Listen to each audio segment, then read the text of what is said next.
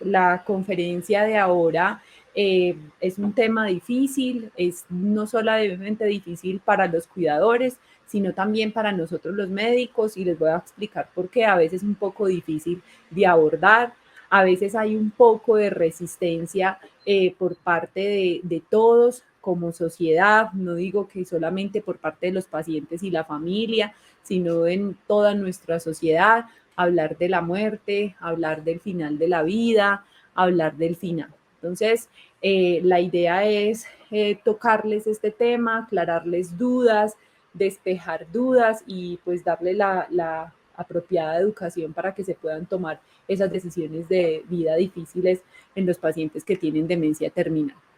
Yo quiero comenzar esta conferencia dándoles una definición de demencia para entender un poquito el por qué vamos a hablar hoy del manejo de fin de vida o digámoslo así, en demencia terminal. Recordemos que las demencias son desórdenes que son crónicos. Crónicos quiere decir entonces que probablemente van a acompañar al paciente desde que lo diagnostican hasta el último día de su vida. Son progresivos. Al decir que son progresivos, quiere decir que la gran mayoría de pacientes que tienen demencia cada vez están peor, nunca van a mejorar. Y que esto genera unas consecuencias cognitivas que son lo relacionado con la memoria, con la atención, pero muy importante, unas alteraciones conductuales que ya Valentina mencionaba, y esto va a alterar la funcionalidad. Esto va a generar que ese paciente se vuelva dependiente y que a medida que pase el tiempo, esa dependencia sea peor. ¿Por qué hay que hablar de este tema? Y es básicamente porque en el caso de la enfermedad de Alzheimer, por ejemplo, en Estados Unidos, es la sexta causa de muerte. A veces creemos que la gente no se muere de enfermedad de Alzheimer, sino que decimos, no, es que el Alzheimer no mata, lo que mata es un infarto. No, la enfermedad, uno se puede morir de Alzheimer y se puede morir de una demencia. Recordemos que en general la duración de tiempo de una demencia por enfermedad de Alzheimer puede ser de 3 años a 12 años luego del comienzo, 3 a 7 años luego del diagnóstico. Y si yo les digo a ustedes 3 a 12 años, miren que es un tiempo impresionante de diferente. Y por eso es que hay que entender que todos los casos son individuales, que hay gente con Alzheimer que dura 2 años, pero hay otros que pueden durar hasta 20, teniendo en cuenta ese promedio. Pero una vez un paciente llega a un diagnóstico de una demencia avanzada, la sobrevida es de 1.3 años. Yo les voy a enseñar entonces cómo identificar esa demencia avanzada, pero quiero aclararles de una vez que así uno identifique la demencia avanzada, esta sobrevida de 1.3 años es el promedio, o sea, lo que la literatura ha dicho que es el promedio, pero como pueden ver pacientes que duran mucho más, otros pueden durar menos. Por eso, estimar la expectativa de vida es difícil y a uno muchas veces los familiares y los pacientes, ¿cuánto no me queda de vida? ¿Cuánto falta? ¿Cuánto va a durar? Es imposible. Nadie, ningún médico en el mundo puede acertar cuánto le queda de vida a un paciente porque esto, como les mencionaba, es completamente heterogéneo y diferente entre paciente y paciente. Hay unas barreras que claramente la literatura médica reconoce que limitan la atención del paciente en estadios terminales. ¿Por qué digo barreras? Porque no se reconoce la demencia muchas veces como causa de muerte, sino que a veces, vuelvo y les digo, tenemos ese mito de que uno no se muere de Alzheimer, que uno no se muere de demencia. Entonces, a veces cuando el paciente está en fin de vida, pero ¿de qué se va a morir si él lo que tiene es Alzheimer? Pues se va a morir del Alzheimer. Hay a veces una dificultad en reconocer el estadio terminal de la enfermedad y les voy a mostrar por qué. Hay dificultad muchas veces en evaluar síntomas porque los pacientes muchas veces ya no pueden manifestar que les duele un tipo de sufrimiento. Y también porque lastimosamente y sobre todo en nuestro medio a veces digamos se falta de conocimiento de las leyes y de la ética médica, y la idea es hoy aclararles un poco esto. Yo quiero mostrarles, ustedes ven acá en las flechas de colores, esos son los diferentes tipos de demencia. Yo creo que casi todos estamos familiarizados con la enfermedad de Alzheimer, pero quiero contarles que la única demencia no es el Alzheimer. Hay demencia de origen vascular, hay unas demencias que se llaman frontotemporales, hay demencias en pacientes que tienen Parkinson o parkinsonismos. Pero lo importante de esta diapositiva es mostrarles que al final, casi todas las demencias, al final de la vida, se comportan de manera igual. Usted ve un paciente al final de la vida en una demencia y usted ya no sabe qué fue al comienzo, si fue un Parkinson, si fue un Alzheimer. Por eso cuando uno le lleva a un paciente, le llevan a un paciente a consulta que está ya muy avanzada la demencia, uno no sabe qué tuvo. ¿Por qué? Porque al final todas se parecen. ¿Y por qué digo todas se parecen? Y es porque casi todas tienen estas 4 características. Uno, tienen algo que se llama praxia o dificultad para hacer movimientos en general coordinados. El 86% de los pacientes con cualquier tipo de demencia al final de la vida van a tener dificultades para deglutir, van a tener capacidad limitada de moverse y alteración en la capacidad para reportar síntomas. Entonces, teniendo en cuenta que al final las demencias se parecen mucho, pero puede ser por cualquier causa, asimismo ese pronóstico, que si bien sabemos que es en declive, recordemos que en demencias en general uno nunca está mejor, en general uno siempre está peor o la evolución del paciente es a estar peor. Si ese pronóstico, si sabemos que siempre va a estar peor, el problema es que ese curso es errático. ¿Qué quiere decir errático? Que hay pacientes que empiezan un declive funcional hacia atrás, hacia atrás, hacia atrás, hacia atrás, hacia atrás, hasta llegar a la muerte, pero hay otros, como pueden ver acá, que al final de la vida logran una estabilización. No se mejoran, pero así como están, duran 1, 2, 3 años, otros declinan, pero no tan rápido, otros declinan mucho más acelerado y otros en el momento en que empiezan a declinar fallecen. Entonces, es muy importante que ustedes tengan esa claridad en que es imposible definir cómo va a ser ese último año o esos últimos 2 años de vida, porque digamos, ese curso errático. Nadie sabe cómo va a terminar y son todas estas opciones a final de vida que les quería mencionar. Esta es la escala que nosotros utilizamos como médicos para determinar cuándo una demencia es terminal. La idea no es que ustedes se la aprendan, pero es que sepan que existe cómo graduar la demencia. Y lo que dice la literatura médica es que un paciente está en una demencia terminal o avanzada cuando el paciente tiene una escala 7C. Si ustedes ven 7C, quiere decir ya el paciente no camina de manera independiente y ya ha pasado por otros estadios como la incontinencia, las alteraciones en el lenguaje. Entonces, cuando un paciente por la demencia, no estoy hablando por una artrosis de cadera, por una fractura, no, por la demencia, no puede caminar de manera independiente, estamos hablando de que el paciente está comenzando una demencia terminal. Y se define el diagnóstico de demencia terminal cuando, aparte de no caminar, tiene una de estas condiciones en el último año. Hizo una neumonía, hizo una infección urinaria, hizo una septicemia o requirió una hospitalización, tiene úlceras por presión, o sea, ya se le está pelando la piel por estar en la misma posición, mantiene con fiebre y tiene problemas para deglutir. O sea, ese paciente ya no puede comerse un pedazo de carne, un pedazo grande de pollo, ya no puede masticar, le tienen que dar las cosas licuadas, en papilla. Con uno de esos criterios, más que el paciente no pueda caminar, eso es una demencia en estadio terminal. ¿Y cuáles son entonces esos síntomas? ¿A qué nos enfrentamos nosotros como geriatras en el día a día? Entonces, ya les mencionaba que hay dificultades en deglutir, hay dolor, que muchas veces los pacientes no lo van a referir como tal, tengo dolor, pero que les voy a mostrar ahorita que uno lo puede reconocer. Hay dificultad para respirar, puede haber agitación, puede haber aspiraciones o neumonías aspirativas porque se le van las secreciones orofaringeas, la comida a los pulmones, úlceras por presión, que son lesiones en la piel, y fiebre. Miren que de pronto algunos de ustedes dicen están familiarizados con estos síntomas. Y con la alimentación, pues estos son los 3 tipos de problemas que ustedes probablemente van a ver más al final de la demencia, y es que hay dificultad para deglutir, el paciente no se puede alimentar por sí mismo, depende de otra persona para alimentarse y el paciente rechaza los alimentos. Eso es muy frecuente y a veces vienen es que no quiere, no quiere, no quiere, y es que la gran mayoría de demencias al final se acompañan de anorexia.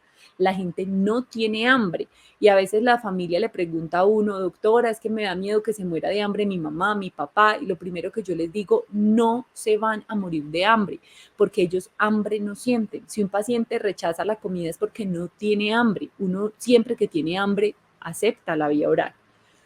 Entonces yo creo que cuando ya hay estos síntomas, cuando ya ustedes como cuidadores identifican o tienen claro que mi papá o mi mamá ya no camina o la persona que yo cuido ya no camina, ha tenido en el último año infecciones, ha necesitado hospitalizarse, ya tiene úlceras por presión, ¿qué va a pasar? Entonces, ¿qué es lo mejor? Y es lo que yo quiero aclararles un poco en esta conferencia. ¿Será que podemos hacer algo para que no sufra y el tiempo que quede esté tranquilo? ¿Cuánto tiempo va a pasar en ese estadio terminal? Que ya les decía que es completamente imposible determinar ese tiempo. ¿Cómo se va a alimentar? ¿Será que está sufriendo? ¿Será que es mejor llevarlo al hospital? ¿Y cómo me van a ayudar? Porque yo ya estoy cansado como cuidador. Entonces, vamos a tocar este primer tema y es la alimentación. Entonces, hay, digamos, dos grandes, digámoslo, estructuras o dos grandes corrientes para alimentar a un paciente con demencia avanzada. Una es la alimentación por sonda y la otra es la alimentación manual. Alimentación por sonda es ponerle un tubo en el estómago y alimentarlo artificialmente, o manual, darle comida pues con la cuchara cualquier persona.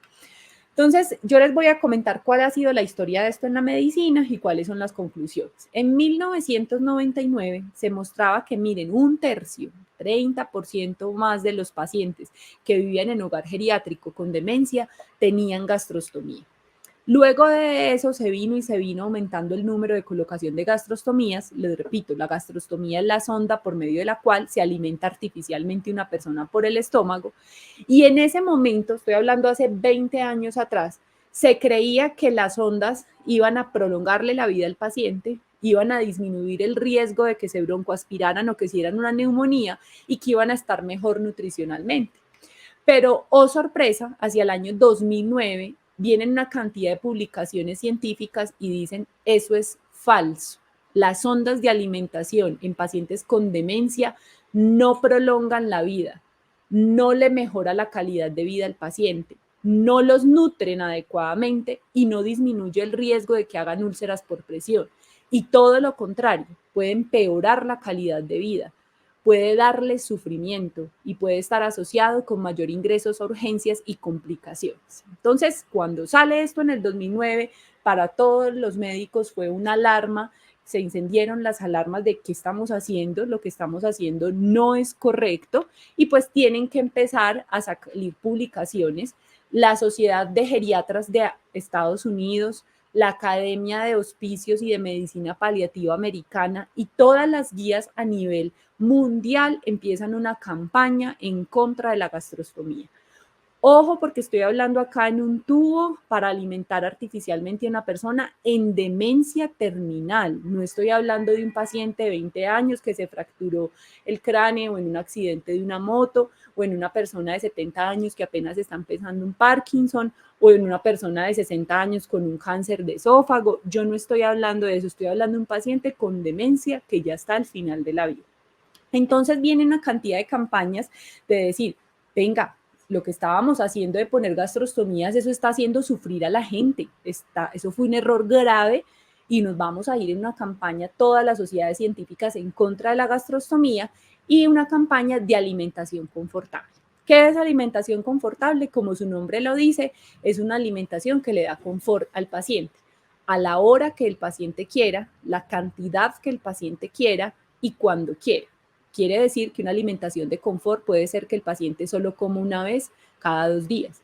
Quiere decir que una alimentación de confort puede ser que el paciente solo se coma una papilla una vez a la semana. Eso es alimentación de confort. Eso sí se ha asociado con disminución en las estancias hospitalarias, menor riesgo de que el paciente se broncoaspire y en mejor calidad de vida. Y hasta el momento del 2014 se había logrado ya una disminución a nivel mundial en la colocación de gastrostomías en un 50%. ¿Por qué ustedes dicen, pero qué es esto? ¿Por qué hay esta cantidad de posiciones de médicas en contra de la nutrición artificial al final de la vida? Y es que miren, las personas que son llevadas a una gastrostomía, hasta el 28% se pueden morir alrededor del procedimiento.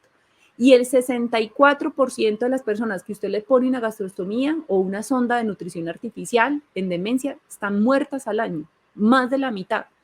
Y la media de sobrevida, luego de que usted pone una gastrostomía, es de 56 días. Entonces pensábamos que la nutrición alargaba la vida y todo lo contrario, la nutrición antes la corta. Desde el punto de vista de nutrición y la presencia o no de neumonía aspirativa, no está claro que la sonda de gastrostomía mejore nutricionalmente a un paciente, no mejora el riesgo de neumonía, se puede igual broncoaspirar y hacer una neumonía, y lo peor aún es que todos queremos que nuestro familiar al final de la vida no sufra. ¿Y cómo les parece que las ondas no mejoran la calidad de vida? Eso incrementa el aislamiento social, claro, porque normalmente es, bueno, que le den la comida en la habitación y el resto comiendo en la mesa. Está asociado a mayor riesgo de restricciones, porque para que el paciente no se quite la sonda, lo amarran. O muchas veces le dan medicamentos para que esté más dormido. Y aumenta el riesgo las ondas de desarrollar úlceras por presión. Entonces, creo que con esto quedamos claros que en el caso de demencia avanzada, la gastrostomía no es una adecuada opción. Entonces, lo que se propone es la alimentación confortable. ¿Qué es alimentación confortable? Sentar al paciente, darle solo lo que él le gusta comer. Aquí en este momento de la vida ya no importa que si esto es qué tan nutritivo es, que si esto le va a bajar el colesterol, no, en este momento estamos hablando del final de la vida del paciente. Necesitamos es que ese paciente tenga calidad de vida, que es muy diferente a lo que les explicaba anteriormente la doctora Morales, que es cuando está empezando, cuando estamos a tiempo, cuando hay que prevenir. Aquí ya el paciente está falleciendo y hay que darle confort al final de la vida. Siempre utilizar sabores fuertes, cosas saladas, muy dulces, para que puedan estimular, digamos, ese reflejo para deglutir, dar pequeñas porciones y estarle diciendo al paciente, mastique, mastique, mastique, o sea, hay que decirle. Y siempre darle alimentos altamente calóricos. A veces pasa que me dicen, no, es que a mi mamá de vez en cuando me recibe un té. Por Dios, si de vez en cuando recibe algo, pues no le puedo dar un té en agua. Tengo que aprovechar y darle una bebida hipercalórica para aprovechar ahí y, digamos, nutrirlo un poco mejor. Vamos a hablar entonces algo y ustedes van a decir, bueno, entonces si mi mamá y mi papá no comen, ¿qué haces? ¿Lo bajamos a morir de hambre? No, porque ya les dijimos que no van a tener hambre. El hambre, para sentir hambre se necesita una cantidad de procesos cognitivos que generalmente ellos ya no sienten. Pero lo que podríamos hacer para que ellos no sientan sed es algo de hacerles hidratación paliativa. Esta hidratación paliativa no es que se tenga que hacer siempre, uno simplemente puede dejar la alimentación de confort, pero a veces, digamos, cuando uno cree que el paciente tiene síntomas de deshidratación, puede colocarle hidratación paliativa. Sin embargo, la hidratación paliativa puede prolongar la muerte, claro que sí, y no está muy clara, digámoslo así, la relación en que yo tenga sed y esté deshidratado, porque yo puedo tener sedes porque tenga las mucosas secas por un medicamento, y lo que se recomienda siempre también en estos pacientes es mojar la boca y limpiarla cada 2 horas para evitar esa sensación de boca seca.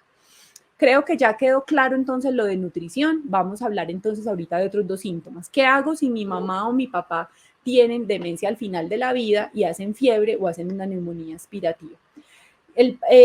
Digamos que este es casi que la vía común final de los pacientes con demencia avanzada, y es que reciben el diagnóstico de neumonía en las últimas 2 semanas de vida. Gran parte de estos pacientes terminan su enfermedad de Alzheimer es con una neumonía. Y después de que yo diagnostico una primera neumonía en un Alzheimer, la probabilidad de que ese paciente muera en los próximos 6 meses es del 50%. O sea que si mi paciente con Alzheimer hace neumonía es porque está grave y ya está probablemente entrando en un manejo de fin de vida. Entonces, viene aquí algún tema que los digamos, diferentes estatutos médicos a nivel mundial han trabajado, y es cuál es el rol del antibiótico si mi mamá o mi papá tienen neumonía y está infectada. Y es que tampoco está muy claro. Miren que para uno podría ser muy obvio, pues claro, si mi mamá o mi papá tienen antibiótico, tiene neumonía, ¿cómo no le voy a dar antibiótico? Y miren lo que dice la literatura. Dice, el aumento de la sobrevida de un antibiótico es muy poco, puede prolongar la muerte.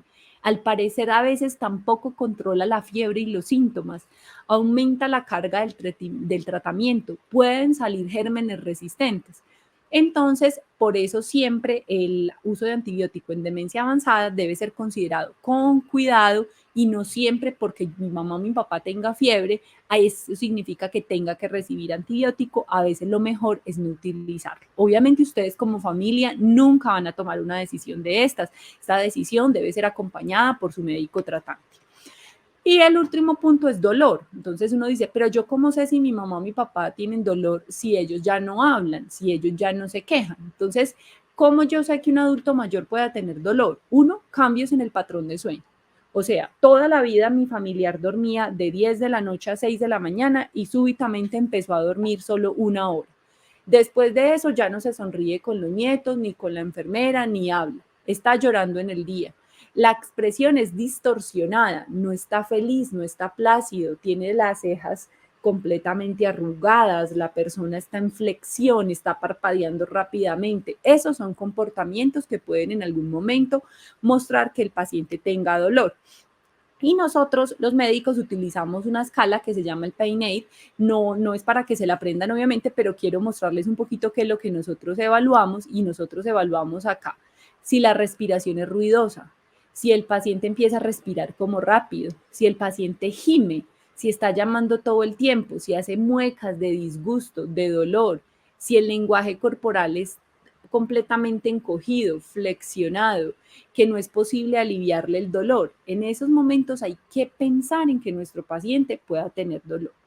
Y siempre al final de la vida hay que mirar si el paciente tiene algún medicamento que sea inapropiado y lo voy a quitar, porque ya al final de la vida estos medicamentos lo único que hacen son dar reacciones adversas y no van a impactar nada. Ejemplo, una quimioterapia. Un paciente con una enfermedad de Alzheimer al final de la vida, ¿qué tiene que hacer dándole una quimioterapia? Nada. Medicamentos para la diabetes se empiezan a bajar porque normalmente esos pacientes es más el riesgo que se les baje el azúcar y hagan una hipoglicemia. Medicamentos para osteoporosis ya finalizando la vida, muy poco valor también. Lo mismo la insulina, la warfarina, la atorvastatina o droga que baja el colesterol. Entonces, siempre con su médico tratante hacer esta revisión para ir quitando medicamentos.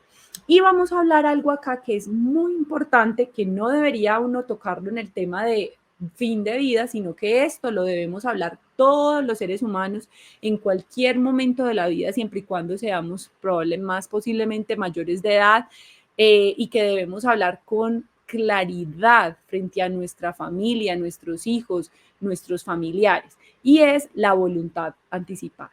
¿Qué es la voluntad anticipada? Es un documento en que toda persona sana, capaz, en pleno uso de sus facultades legales y mentales y como previsión de no poder tomar decisiones en el futuro, declara de forma libre, consciente e informada su de voluntad sobre las preferencias al final de la vida, que sean relevantes en su marco de valores personales. ¿Cómo se formaliza una voluntad anticipada? En este país nosotros ya tenemos, digámoslo así, la legislación donde uno, con el médico tratante, yo puedo ir donde mi médico tratante y puedo decirle, doctor, y ahorita les voy a decir de qué trata la voluntad anticipada, yo quiero esto. No esperar a que me dé Alzheimer, no esperé que estar al final del Alzheimer. No, una voluntad anticipada la deben hacer las personas de 20, 30, 40, 50 años, y toda nuestra familia debe saber qué hacer y qué no hacer en un momento. Otra es en testigos, donde se haga digamos, un video, también una grabación y se firme, pero lo ideal sería que este documento fuera notariado. El documento se puede, digamos, como inscribir en una notaría. También el notario puede ir a domicilio para que se protocolice como una escritura pública, y pues obviamente esto tendría mucho más peso legal, pero igual lo podríamos hacer de la otra manera. ¿Cuáles son entonces las directrices de avance que uno debería discutir? Mire, si yo algún día, habla uno con la familia, pierdo la capacidad de cuidarme por mí misma, a mí me gustaría que no me dejen en la casa. Yo quiero ir a un hogar de ancianos o quiero ir a un lugar de crónicos, o no quiero. Segundo, quiero o no que me reanimen. Cuando nosotros decimos reanimación es darle compresiones en el pecho en caso de que la persona haga paro. Intubación, nutrición artificial. Si a mí me da algún día una demencia y ya no puedo tomar decisiones por mi parte, quiero que me pongan una sonda y me alimenten artificialmente, sí o no. Quiero que me hidraten, aunque esto digamos que no tiene tanta implicación médica, pero uno puede decir hasta esas cosas en sus voluntades anticipadas. En la voluntad anticipada uno puede colocar no hospitalizar. Si a mí yo estoy en un manejo de fin de vida, déjenme morir en mi casa. Yo no quiero morir sola en un hospital llena de pitos y cosas. Y también actualmente lo que ya se puede hacer es, si a mí me da determinada condición y yo ya no puedo responder por mí, yo quiero una eutanasia. Entonces, todas estas cosas se pueden discutir en esas directrices de avance, y nosotros cuando estamos en el cuidado paliativo de las personas con demencia terminal, empezamos a hacer estas digámoslo así, checklists. Nos sentamos con la familia, con los médicos tratantes. Bueno, ¿qué pasa si el paciente hace paro? ¿Qué pasa? ¿Qué pasa? ¿Qué pasa? Dejar eso claro, porque si no, eso va a generar mucha confusión. Hay algo que es claro, y es que lastimosamente los médicos encontramos que hay una inadecuada comunicación. Y eso no es que lo digan a Milena, que lo diga la Fundación Santa Fe, la literatura, y esto pasa en todo el mundo, en Estados Unidos, los europeos no tanto porque ellos tienen un poco más claro estos temas, y es que en general a veces como familiares no entendemos el curso de la demencia. No entendemos que esto es una enfermedad degenerativa y que mi familiar va a estar cada vez peor, y a veces tengo una visión positiva de esto. Y a veces hay un gran problema, y lo encontramos nosotros a diario, y es que nadie tiene en cuenta los deseos del paciente. Es que la hermana quiere esto, la prima quiere esto, el hijo quiere esto, el otro hijo de España quiere esto, pero venga, ¿le han preguntado al paciente? Si estuvieran en los zapatos del paciente, ¿ustedes qué creen? Y esto ha hecho que muchas veces se demande un tratamiento agresivo al médico, al hospital, y que lo único que va a hacer eso es hacerle más daño al paciente. Entonces, por eso creo que la importancia de esta conferencia, de tener esa tranquilidad, de que la evidencia científica, los comités de ética de todo el mundo, los médicos que han trabajado en estos temas toda la vida, ya hay unas guías que dirigen y cómo hacen, nos muestran cómo hacer para que nuestro familiar no sufra. Quiero entonces terminar esta conferencia dándoles entonces unas conclusiones finales, y es que ojalá estas directrices de avance no tengamos que sentarnos a hablar de eso al final de la vida. Invitación para que todos tengamos ese documento, si no está en una notaría escrito, sino mandarle un audio a mi familiar, a mi hijo, al que sea, diciendo yo qué quiero y qué no quiero al final de la vida. Ya saben entonces que la nutrición artificial no se debe utilizar en pacientes con demencia terminal. Recordemos que el término es alimentación confortable, que es a la hora que quiera, la porción que quiera, el alimento que quiera, con el sabor que quiera y en el momento que quiera mi familiar. Eso es alimentación confortable. El uso de antibióticos, ya les decía que no está tan claro, y reconocer que a veces no hospitalizar también es una directriz de avance. A veces los pacientes quieren descansar en su cama, en su casa, con sus pacientes, y a veces uno puede hacer ese manejo paliativo en casa sin tener que trasladar a un hospital. Y eso hace que se evite esa carga, digámoslo así, de transición al cuidado del final de la demencia, porque es el paciente en una ambulancia, viaje, venga, vaya y venga por una neumonía, por una infección urinaria, excepto cuando el paciente va a un hospicio, que es un manejo de fin de vida, que fallezca allí. Muchísimas gracias por la atención, y claro este tema difícil. Créanme que sé que para ustedes a veces que alguien hable tan abiertamente de estos temas es difícil, para nosotros tampoco es fácil, pero es un tema que debemos tocar y hablar. Muchas gracias.